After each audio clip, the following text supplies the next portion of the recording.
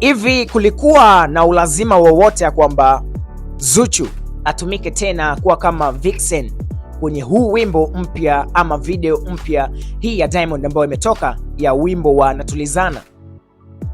Of course, ni kitu ambacho nimeona watu wengi baada ya Diamond kuweza kuweka kipande pale katika ukurasa wake wa Instagram ya wimbo wake mpya huo wa Natulizana, video yake sasa kumekuwa watu wameenda sana kutaka kwamba ile story kwenye video ile Natulizana kwamba asingetumika video vixen yule. Umeelewa bwana? Watu kwenye comment walitamani sana awepo Zuchu. So mimi nauliza, kuna ulazima wa kila video Zuchu pia atokee?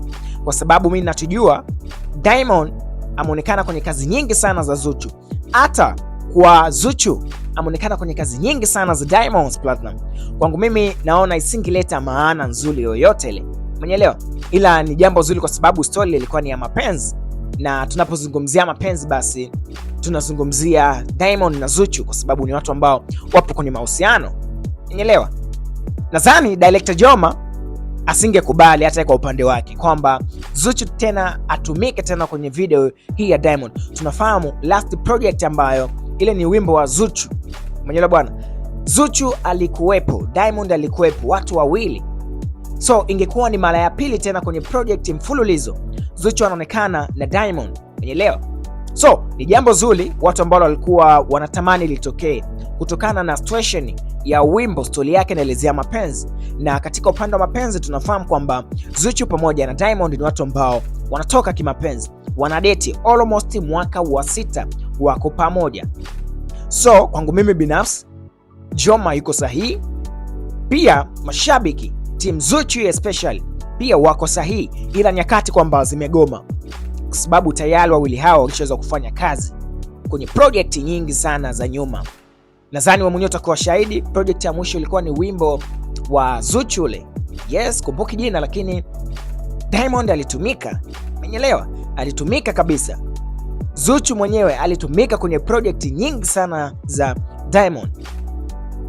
So ya kwamba tujue kwamba Zuchu sometimes sasa apumzike, tumpumzishe, kwa sababu kuleta radha tofauti tofauti katika mziki ama katika video za Diamond Platnumz. Of course naheshimu mawazo kwa sababu watu wanaona mbali, unajua mashabiki wanaona mbali sana. So ni kitu ambacho walitamani kitokee lakini akikuweza kutokea. Lakini tushukuru yote kwa yote, Natulizana ngoma ya kwake Diamond Platnumz ni miongoni mwa video kali sana. Hongera za kutosha ziende kwa director Joma ambaye amehusika kusimamia mchongo mzima wa video Natulizana, video ambayo imetulia, story inaelezeka. Mmeelewa bwana? Kila hatua mpaka video inakwenda kuisha tunaelewa kwamba director Joma alikuwa anataka nini.